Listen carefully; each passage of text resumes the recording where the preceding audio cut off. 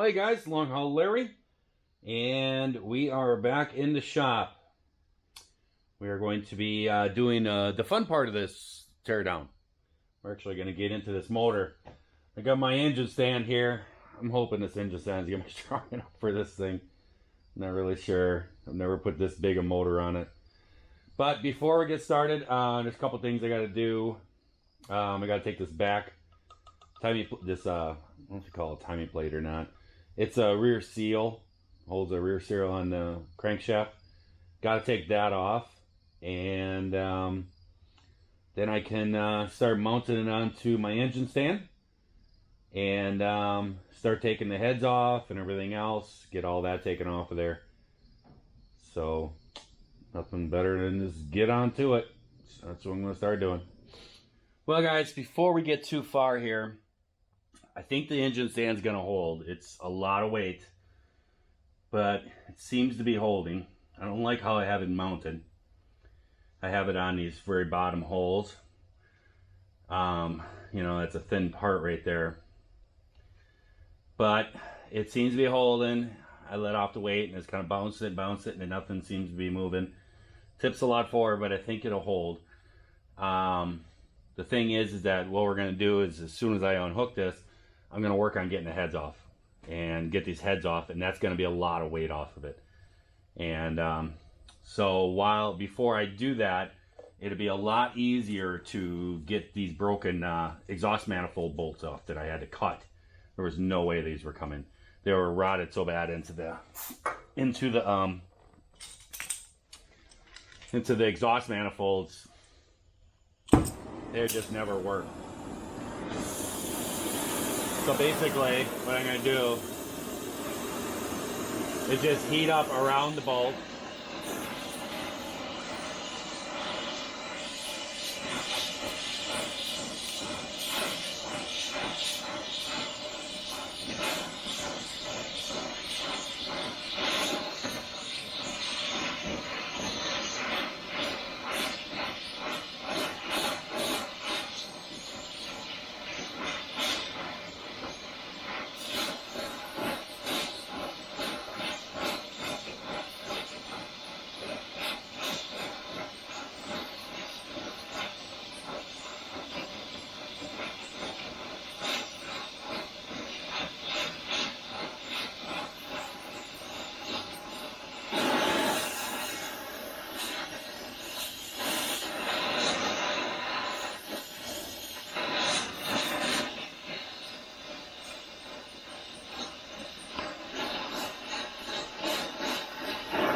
Should be enough. And then clamp a vice grips onto it.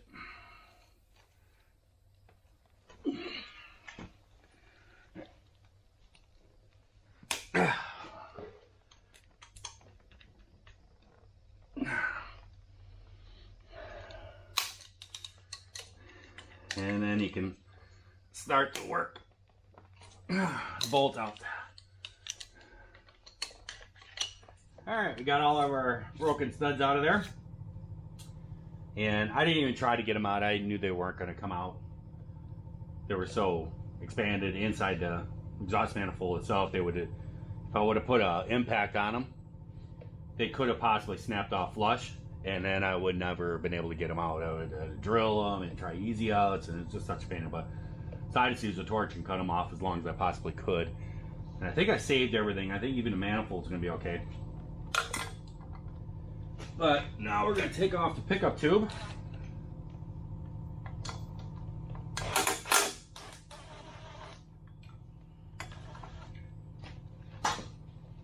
It's got the one bolt back there. And you got two bolts up underneath here.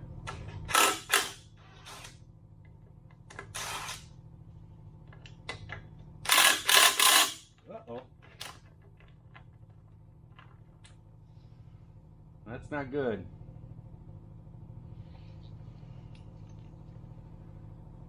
My 12.10 millimeter socket is getting pretty worn. Might have to go and get a new socket because there's going to be some stuff inside here. So we should be able to get the front timing cover off now. which is this whole deal up here in the front.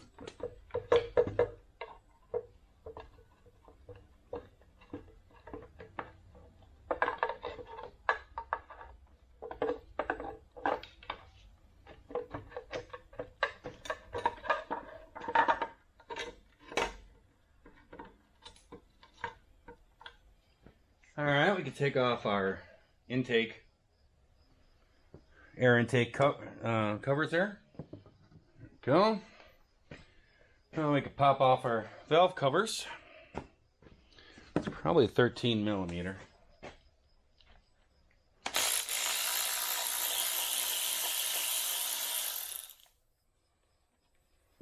Go.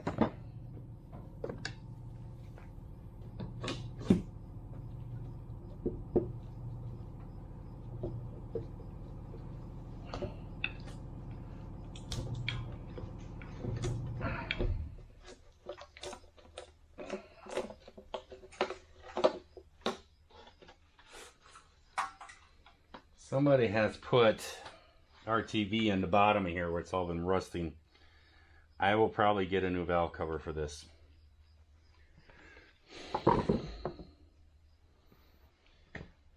But right here is your injectors. Right here. And I believe in this one, this injector is the only one that's special. Yeah, it has a little bit longer tip on it. You flip these up right here, and that unplugs them.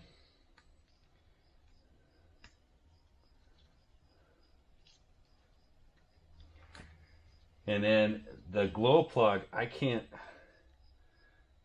all you do is just reach up inside there and you pull the wire, but I can't seem to get it, so I'm gonna get a pick and do it. My fingers are a bit big. So I'll take you guys in, you guys could see a look at these and everything. But I don't believe this motor's ever been opened up. I do believe that somebody put some RTV on here. This is a gasket and a wire harness in one.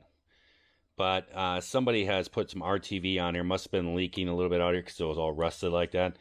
So they just put some RTV on the bottom of there. The rest of it doesn't have anything on. But you got your injectors and then plug right here. And then right down inside there is the glow plug. And you just want to reach down in there and just pop it off. And that's where your glow plugs are. And so then we're going to take that and then we're going to loosen the bolt up here and loosen these bolts up here, and you rock them, and then you just pop the injectors out. You just unplug the wires.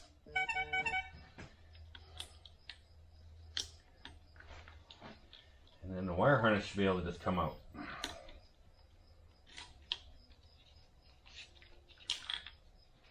And there you go.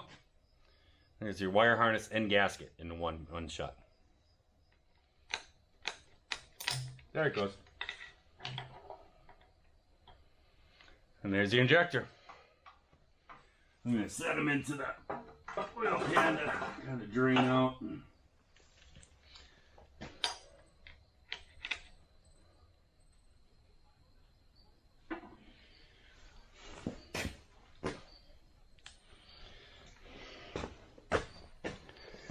There we go.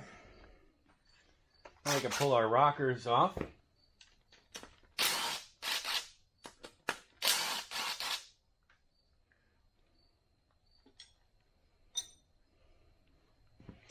And they're pretty simple rocker. And you can just kind of look at them, look for wear on them. These are really good, actually. And here is, they rock it, they pivot on there like that. And there's a ball on there. And the difference between, the reason why I like the 7.3 so much is it does not have the emissions and everything. And what happens is on the 6.0, and the 6.7, when they came out, in the earlier model especially, what happens with the emissions is they're putting the exhaust back into the engine, trying to recycle it and everything. And what happened is they put a plastic dedent on this ball right here. And with the exhaust coming back into the engine, that changed the velocity of the oil, and it would actually flat spot that. And then these rockers would actually just fall right off. They would just come right out and they'd tip over and boom, there goes, you know, a push rod and everything else, and these would just fall into the engine. And that's why they had such problems when they first came out. I can pull our push rods out. We could check to see if these are straight and everything, but I think they're going to be fine. Like I said, the engine wasn't having any problems.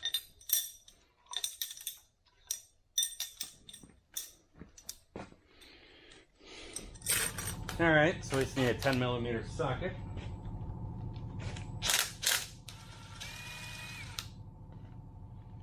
We can just pull our glow plug out. What a glow plug is, you could almost think about it as a spark plug. And what happens is this sits down inside there, and it's kind of like a hot water heater almost. And power goes to it, and when you turn on your key, if you ever start up a diesel, you turn on your key, what happens is, like a diesel pickup truck especially, they'll have a light that comes on, and it'll tell you not to start your truck. It usually looks like little wavy lines. What that means is it's providing power to these. These are heating. And when that goes off, these get heated up, and it heats up down in the cylinder. It heats up the cylinder a little bit so that when it fires up, it has the best chance to combust and to start right away. If your truck doesn't start very well in cold weather and everything else, these are what you want to change.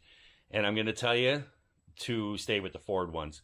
If you go and get the cheaper ones and everything else at Advance or something like that, they don't have a good current. They don't pull a lot of amperage through them. And that means that they're not going to get hot. And so just stay with the Ford ones with this. There's another brand out there, I can't think of it off the top of my head, but there is a really good brand that makes them too. But these are, you want to, you know, this is, if your truck has problems starting in cold, this is what the problem is right here.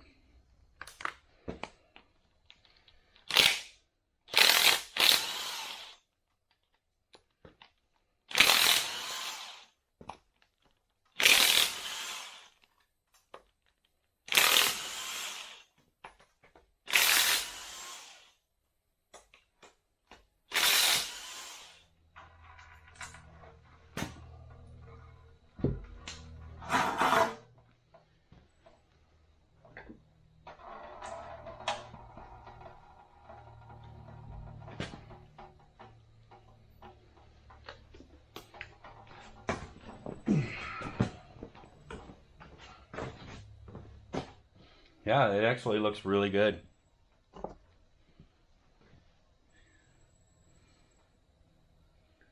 I see no scoring or nothing. For 238,000 miles, pretty good. We'll let the machine shop come to the conclusion though. That's why I hired him, right?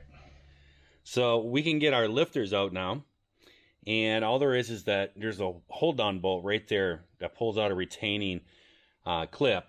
And they're all the same and all this stuff. And then there's just hydraulic lifters in them. And so you just pull those bolts out, you pop the clips out, use a magnet, and then you can just reach down there with a magnet and just pull the lifters out and lift the lifters out. And I'm going to be putting new lifters in, so I'm not going to save these. So basically, what you want to do is you want to get like a flex hone. I picked this one up on Amazon just for this because I didn't have a big enough one.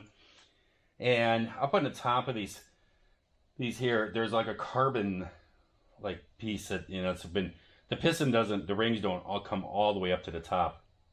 And so there forms a carbon around here right at the top. And when you pull the pistons out, it'd be so much easier if that is gone. And so this is a cylinder hone, and you just spray like penetrating, put this in a drill, and you spray penetrating fluid on it, and you just spin it in a drill, and you just go up and down just a little bit, and it's going to take that carbon. You just want to take it so just the carbon comes off of there. And as soon as the carbon comes off, then the pistons will just pop right out real easy. So you want to get yourself one of these. This one here was really cheap, and it actually looks to be really nice. I got this one off of Amazon. It was BRM. I can't remember what size I got.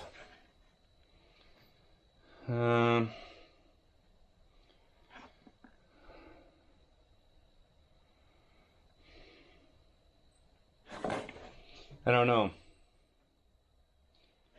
It is part number GB41812. And yeah, it doesn't say what size it is. But I don't know. I looked it up on the size of the pistons, and then I got one for that size that would fit into that range. Well, we got the head off the other side. And now we're going to move the cam. And basically, there's just two bolts. There's a bolt right here. It's 13 millimeter. And there's another one behind it. You just got to turn the crank over, spin the cam around. And so the slot lines up over here. And then you can get to that bolts. And then that holds the flange. And then the cam would come out.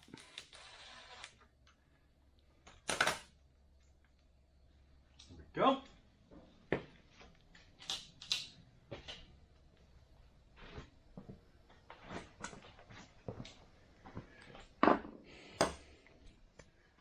And then you can just take a pry bar, just very gently pull it out.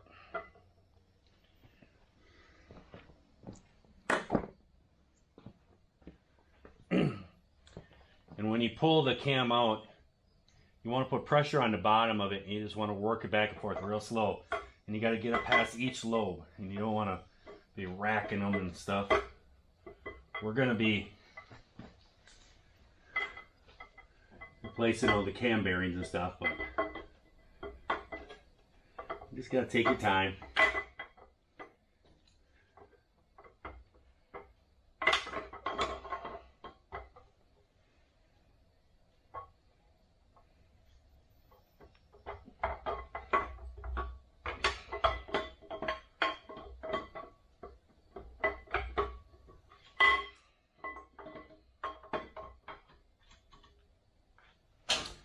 There you go.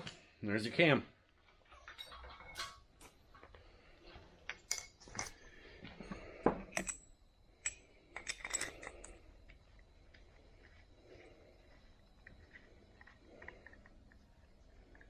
Well, there you guys get to see it upside down. So basically I got to just pull 4 bolts out of each one of these main caps. Pull those 4 bolts out, and then the crank will just lift up. We can just use a serpentine belt would be the best way to do it. I always keep one on my left here.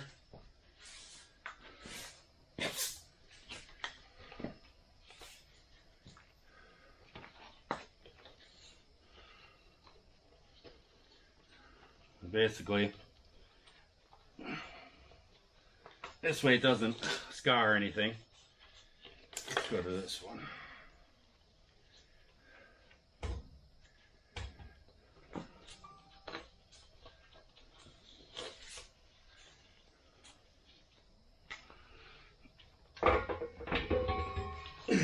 There's a crank. I think it's going to be fine. I think it'll be just fine. So yeah, I'm all done with this. Only thing I have to do is pull the transmission out, and that's real easy to do.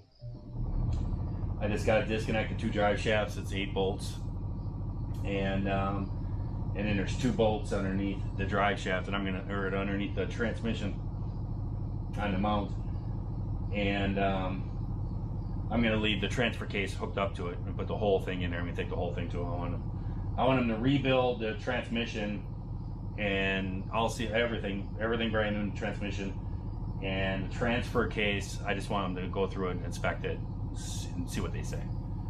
But yeah, so that is a teardown. So now I just gotta wait to hear back from the machine shop, transmission shop, everything else, and then I can start ordering parts and get back to doing this thing.